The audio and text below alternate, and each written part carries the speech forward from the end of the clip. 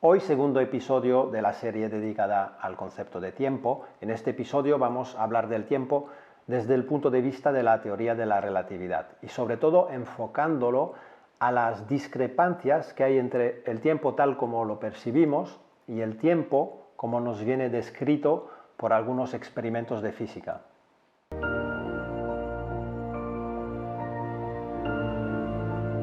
Pero no lo vamos a grabar aquí, nos vamos de viaje.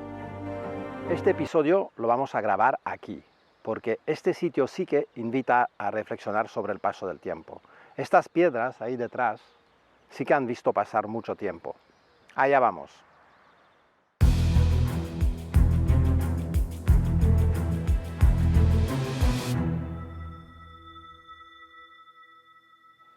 Aquí estamos, en un castillo del sur de Francia, el Château de Duc de Joyeuse, construido muy pocos años después de la época medieval. He pensado que la mejor manera de hablar del tiempo era cultivando la ilusión de haber viajado hacia el pasado, cosa que no podemos hacer físicamente, pero sí podemos soñar con ello. Y la verdad es que este sitio incita a dejarse llevar al pasado.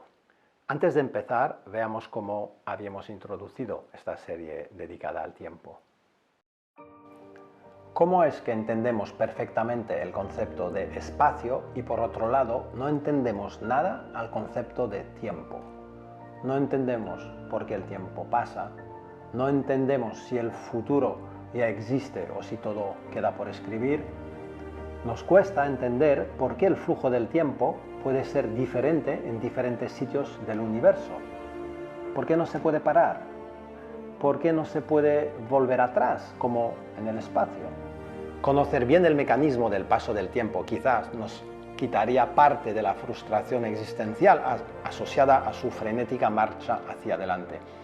Un deslizamiento hacia el futuro que para nosotros nunca se detiene.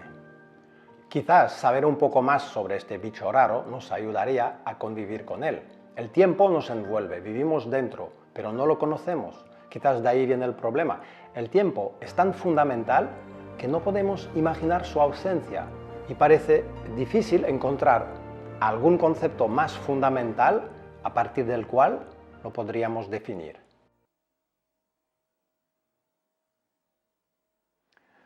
En el primer episodio nos hemos centrado en la llamada flecha del tiempo, lo que nos ha obligado a hablar del segundo principio de la termodinámica. Hoy toca hablar de efectos relativistas.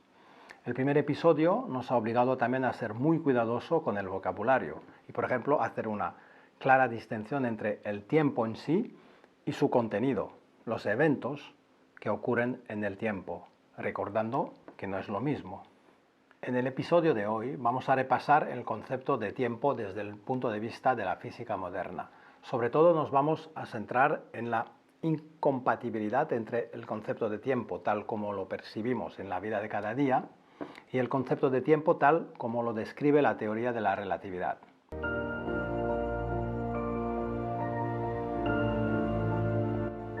En realidad, a este nivel debería ya empezar a ser más preciso y en lugar de llamarlo el concepto de tiempo que nos ofrece la relatividad, debería llamarlo el tiempo que se deduce de los experimentos de física. ¿Por qué hago esta distinción? Para insistir en un hecho trivial en física teórica, pero crucial por si alguien se ha olvidado. La relatividad no es la teoría que nos dice que el tiempo no es lo que pensamos, sino que es una teoría que simplemente toma en cuenta el hecho que el tiempo es algo diferente de lo que percibimos en la vida real. Insisto en estas cosas para que se entienda bien que lo que voy a contar hoy no es fruto de la aceptación de una teoría previa. Todos sabemos que las teorías evolucionan y como suelo decir, lo he dicho alguna vez, las teorías de hoy algún día no serán más que los vestigios de las creencias de una época.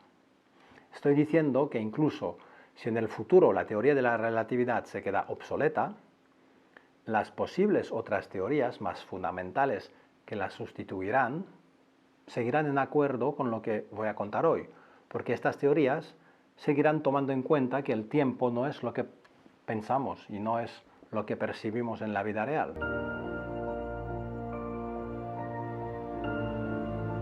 Esto es consecuencia de que las cosas que voy a contar hoy son resultados experimentales.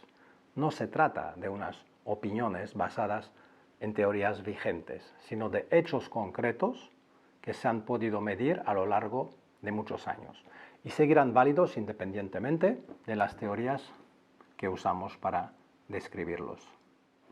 Empezaremos por recordar cuáles son los aspectos tan erróneos que todos nos hemos construido mentalmente debido a nuestra percepción en la vida cotidiana. Se trata en realidad de un concepto de tiempo que se podría llamar newtoniano, porque corresponde bastante bien con la idea que Newton tenía en la mente cuando utilizaba la variable tiempo en sus ecuaciones. Dicho esto, no olvidemos que Galileo es quien fue el primero en introducir el concepto de tiempo en la descripción de los fenómenos físicos que estudiaba. Aún así, seguirá hablando de tiempo newtoniano. A pesar de haber mencionado el mérito de Galileo, seguiré llamándolo newtoniano porque es como se suele llamar y para no complicar la nomenclatura. Simplemente no nos olvidemos que cada vez que hablaré de tiempo newtoniano, pues habrá que tener un pequeño pensamiento para Galileo. Vamos a recordar ahora las principales características del tiempo newtoniano. En definitiva, el tiempo tal como lo percibimos en la vida cotidiana. Luego veremos cuáles de estas características no son propiedad reales del tiempo, sino ilusiones debido a nuestro punto de vista. Newton creía que el tiempo era algo absoluto. ¿Qué significa esto? Que existe un tiempo universal, el mismo en cada lugar del universo. Esto implica que el momento presente es universal. Todos los lugares del universo tienen el mismo ahora. Como os decía, son estas trivialidades que en principio nadie pone en duda. Aún así, vamos a resumir las características principales del tiempo newtoniano. Primero, existen fechas. A cada evento, donde sea en el universo, se puede asignar una fecha. Luego, dos, entre dos fechas hay una historia, una duración. Y tres, la causalidad. Existe una cronología que sirve para definir una ley de causalidad. Las causas ocurren antes que los efectos. Tanto en física clásica newtoniana como en relatividad existen las historias entre dos eventos. La historia es una cadena continua de eventos que permite definir una duración. Se puede asociar una duración a cada historia, cada cadena de eventos. En la teoría de la relatividad, lo que no existe son las fechas. No se puede poner fecha a un evento.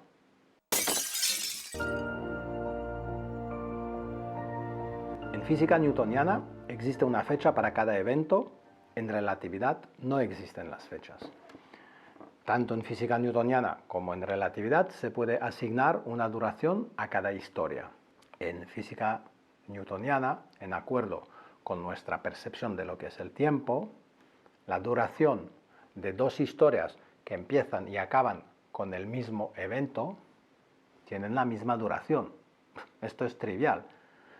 Si abrazo a mis hijos antes de irme de viaje y los vuelvo a abrazar 3 días después a la vuelta de mi viaje, cada uno de los presentes desde el momento de los abrazos habrá tenido historias diferentes, pero nuestras historias respectivas tienen todas la misma duración, el tiempo que separa los dos abrazos. Es evidente y completamente intuitivo. Ni lo pensamos, ni planteamos la posibilidad de que no fuera así. Sin embargo, los experimentos nos dicen que no es así. Y la relatividad toma en cuenta el hecho de que esto no es cierto y lo formaliza en una teoría coherente. La teoría de Newton fallaba a la hora de describir estos efectos porque es una teoría que ha sido construida sobre una piedra angular equivocada, la de un tiempo universal y absoluto. donde todas las historias que empiezan con un mismo evento y acaban en un mismo evento tienen la misma duración. Hecho desmentido por los experimentos. Son experimentos hechos con partículas, por ejemplo, midiendo el tiempo de vida de partículas que viajan a velocidad muy próximas a la velocidad de la luz. Y por lo tanto, los efectos relativistas aparecen claramente ahí. También se ha realizado experimentos con relojes extremadamente precisos. Para tener una idea de la precisión, dos relojes atómicos perfectamente sincronizados necesitarían un tiempo igual a la edad del universo para desajustarse de tan solo un segundo. Estos experimentos hechos con relojes atómicos han confirmado lo que explicaba antes, que diferentes historias que empiezan con el mismo evento y acaban con el mismo evento no tienen las mismas duraciones.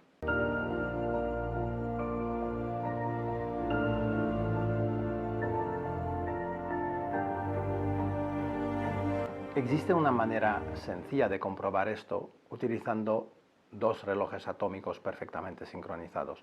Uno lo ponemos a nivel del suelo y el otro lo subimos de unos metros, y esto basta para notar un desajuste.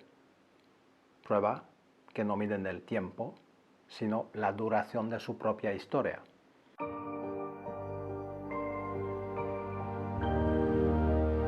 Este es un experimento mental porque no lo podemos hacer, no tenemos la tecnología que permitiría realizarlo, ¿no? La idea es imaginar dos gemelos, uno se va en una nave espacial que viaja a velocidad cercana a la velocidad de la luz, mientras el otro se queda en la Tierra. A uno lo hacemos viajar a una velocidad cercana a la velocidad de la luz. ¿Para qué? Para que su historia en el espacio-tiempo sea muy diferente de la historia de su hermano, porque a nivel de la Tierra, a las velocidades que solemos viajar, no es suficiente para que haya esta discrepancia entre las dos historias en el espacio-tiempo. Necesitamos alcanzar velocidades mucho más altas. Al volver en la Tierra, estos dos gemelos se darían cuenta de los efectos relativistas, la diferencia de duración entre sus dos historias personales. El que ha viajado, el que se ha quedado en la Tierra diría al otro: oye, ¿por qué te has quedado ahí viajando durante 20 años? Y el otro diría: ¿qué va? Si solo me he ido 2 semanas. Y se notaría que no miente, porque uno se habría envejecido de 20 años, mientras el otro no. Vale, todo esto era para ilustrar el hecho importante que vivimos en un espacio-tiempo que no es lo que pensamos que era.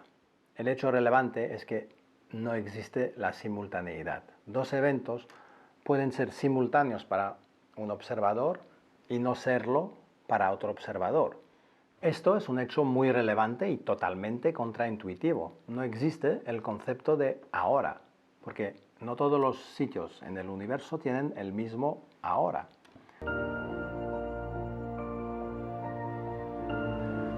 El hecho de que la simultaneidad de dos eventos no es una propiedad universal y absoluta es lo que no permite poner fechas a los eventos. Los relojes personales de cada observador miden la duración de su propia historia personal, pero no sirven para poner fechas. El hecho de que no existe una hora único en todo el universo es algo muy profundo y a la vez muy contraintuitivo. En este punto voy a abrir un pequeño paréntesis, porque es algo lo suficientemente relevante como para no dejarlo en un texto lateral. Algunos pueden empezar a entrever un problema con la no existencia del concepto de simultaneidad. Las transformaciones de Lorentz, que son las que usamos en relatividad para poder relacionar las observaciones hechas desde dos observadores diferentes, nos hacen llegar a esta conclusión curiosa, que dos eventos, X y Y, situados en dos sitios diferentes del espacio, pueden ser simultáneos desde un punto de vista de un observador, pero ocurrir en momentos diferentes, por ejemplo, X antes que Y para otro observador, incluso en orden inverso, Y antes que X para un tercer observador. Pero esto es un problema grave para el principio de causalidad, porque en física newtoniana básicamente se reduce a una cronología. Las causas ocurren antes que los efectos y no se pueden invertir. Lo que pasa es que esta posible inversión que acabo de mencionar tiene un límite. Solo puede ocurrir si los dos eventos son lo suficientemente alejados como para no ser causalmente relacionados. Básicamente ningún rayo de luz hubiera tenido tiempo de viajar entre un evento y el otro. En todos los otros casos no puede haber inversión. Se rompe la simultaneidad, pero se mantiene la cronología. En relatividad, la causalidad está garantizada por el hecho de que nada puede desplazarse a velocidades superior a la velocidad de la luz. No quiero entrar ahora en los detalles del principio de causalidad, sería muy interesante, pero sería desviarnos del tema principal, el tiempo. He dicho que seré profundo y completo, pero centrándome en el tema. Además, en física moderna el principio de causalidad toma formas diferentes según la teoría en la que nos encontramos. En alguna de sus versiones, incluso el principio de causalidad se deshace del concepto de causas y efectos. Vamos a seguir de momento enfocando en estas propiedades del tiempo que no son nada intuitivas y por este motivo suelen estar muy mal asimiladas. Ha pasado más de un siglo desde las múltiples confirmaciones experimentales de la teoría de la relatividad y sin embargo no veo que la noticia se haya difundido mucho fuera del círculo de las personas que se interesan a la divulgación científica.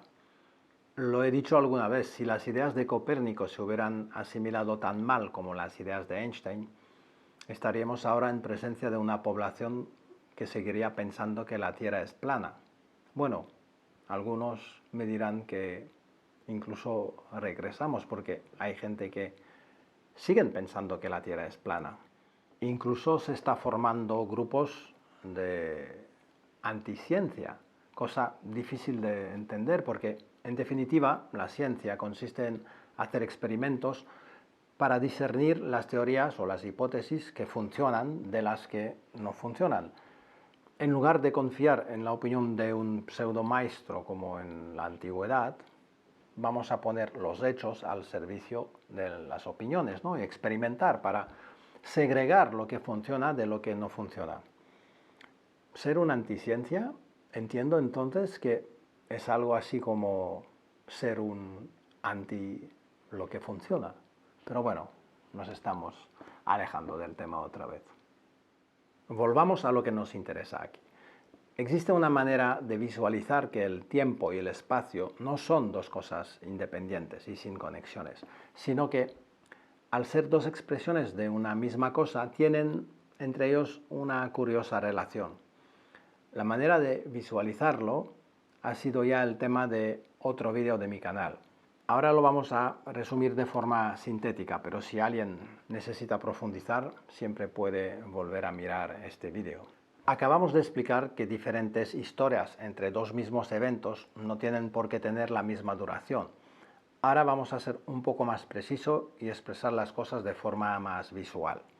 Antes de explicarlo, voy a decir una frase que puede sorprender. No va a sorprender a las personas que sean ya familiarizados con los conceptos relativistas, pero sorprenderá a los otros. La frase es la siguiente: no podemos ir más rápido que la luz porque tampoco podemos ir más lento. Me gusta empezar con esta frase porque tiene un valor didáctico. Empezar con una frase que sorprende, incluso que parece un chiste, servirá de anclaje mnemotécnico para no olvidar nunca la naturaleza de la relación entre espacio y tiempo. Siempre viajamos a velocidad de la luz porque ahora mismo parezco inmóvil, pero estoy avanzando a velocidad de la luz en el tiempo. Me deslizo hacia mi futuro a una velocidad en el tiempo equivalente a la velocidad de la luz. Como más rápidamente me desplazo en el espacio, más lentamente puedo desplazarme en el tiempo.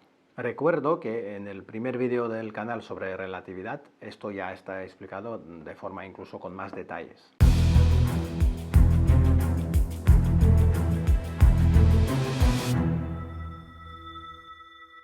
El tiempo pasa de forma más lenta para la tripulación de una nave viajando a gran velocidad que para un observador en reposo.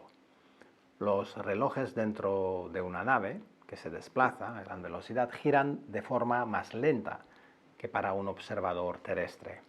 A partir de aquí no me voy a preocupar por el vocabulario, porque quiero visualizar antes que nada. Alguien muy atento podría criticarme y encontrar pequeños abusos de lenguaje. ¿Qué es la velocidad del tiempo, por ejemplo? Parece confuso, parece incluso más que confuso, parece un sinsentido. Pero antes de buscar el rigor lingüístico, primero hay que visualizar. Si lo queremos visualizar en un gráfico, podemos dibujar un eje vertical que represente el flujo del tiempo y un eje horizontal que representa la velocidad en el espacio. Para un observador en reposo, el tiempo fluye, digamos, a un ritmo que llamaremos 100% o ritmo normal o ritmo habitual. Para una cosa desplazándose a 100% de la velocidad de la luz, el tiempo, de algún modo, dejaría de fluir, estaría en el 0%. Si uno imagina que la función que describe el ritmo del tiempo en función de la velocidad se puede prolongar más allá de la velocidad de la luz, automáticamente surge la idea de que semejante velocidad implicaría un ritmo negativo del tiempo, es decir, volver atrás en el tiempo. Sería un fenómeno con implicaciones profundas, pero esta idea no funciona. La idea ha surgido viendo el gráfico y pensando que la función matemática que describe esta relación entre tiempo y espacio se puede prolongar hacia la zona de velocidades superiores a la velocidad de la luz, dando lugar a cifras negativas para el eje vertical, ritmo negativo para el flujo del tiempo. Pero lo que está pasando cuando miramos esta función decreciente, vemos que efectivamente existe una función y es la misma para todos los cuerpos. No depende de nada más que de la velocidad del cuerpo. Es decir, que independientemente de la naturaleza del cuerpo, a una velocidad dada corresponde un ritmo del tiempo. Si miramos de cerca la forma de la función, veremos que al inicio cae poco a poco y luego cae mucho más a medida que se acerca al 100% de la velocidad de la luz. Los efectos relativistas es como que tardan en aparecer de forma relevante, pero luego estos efectos se aceleran y finalmente vemos que se trata de un arco de círculo. La función tiene la forma de un arco de círculo. Y por mucho que hagamos el ejercicio de prolongarla, existe un límite de velocidad que no se puede superar. Este límite de velocidad da la casualidad que es la velocidad de la luz. Digo da la casualidad porque la relatividad implica la existencia de una velocidad límite insuperable y esto en principio no tiene nada que ver con la luz. Es simplemente una propiedad del espacio-tiempo. Y da la casualidad que la luz es un fenómeno que se desplaza al 100% de esta velocidad límite.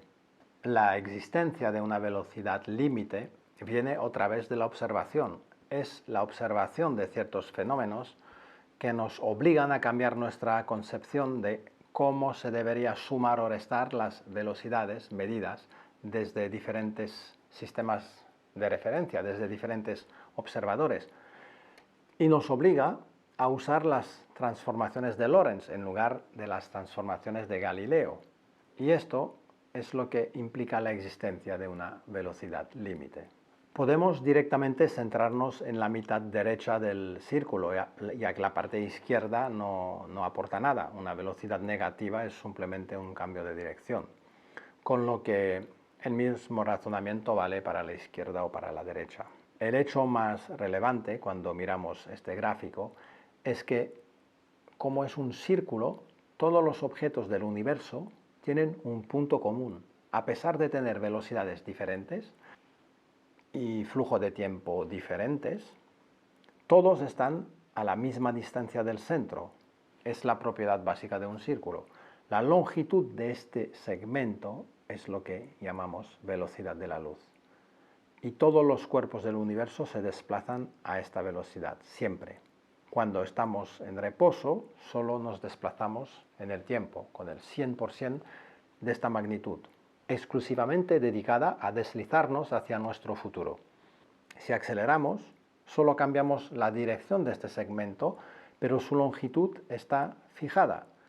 Cuando lo inclinamos, desplazándonos en el espacio, ya no disponemos del 100% para desplazarnos en el tiempo.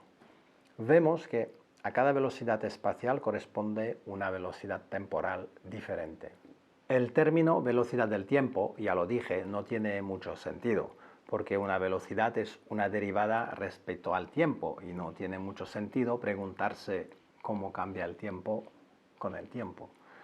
La palabra velocidad se debería sustituir por otras palabras más adecuadas, pero ya he avisado que abusaré del lenguaje porque la palabra velocidad tiene la gran ventaja que todos entienden bien a qué me refiero cuando la uso para describir el flujo del tiempo.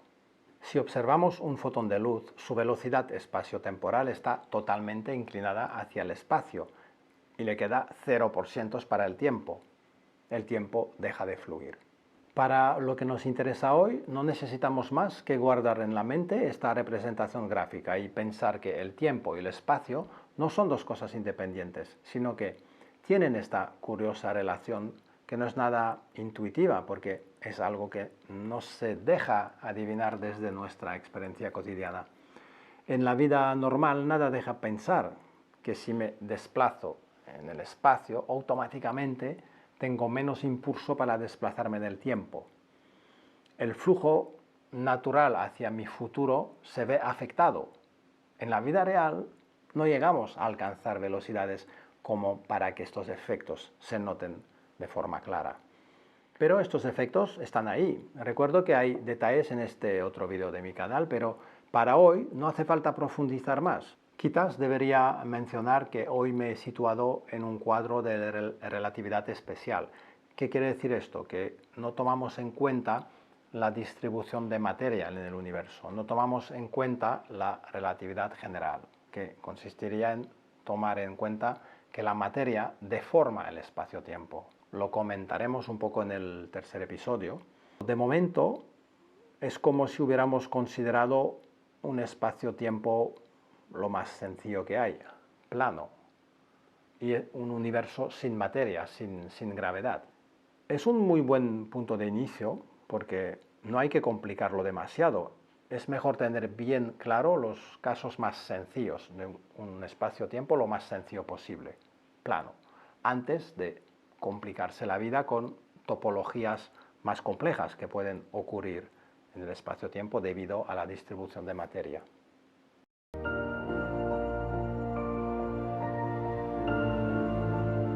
Bueno, ya solo queda filmar nuestra salida del castillo con una última vista aérea de la zona, porque ya llegamos al final de este vídeo, que era el segundo episodio de una serie dedicada al tiempo. En el primer episodio hablamos sobre todo de la llamada flecha del tiempo, definida principalmente por la segunda ley de la termodinámica. En el vídeo de hoy hemos comentado los efectos relativistas asociados al paso del tiempo. Si os ha gustado, pues no olvidar darle al like, incluso suscribir. Al final, la mejor manera de apoyar un canal es suscribiendo. Pronto grabaremos el tercer episodio donde trataremos del tiempo desde un punto de vista más filosófico. Bueno, no sé si la palabra exacta sería filosófico. Me refiero que iremos mucho más al límite de lo que se puede afirmar desde la física. Quizás por eso he usado la palabra filosófico. Gracias por haber escuchado y hasta pronto.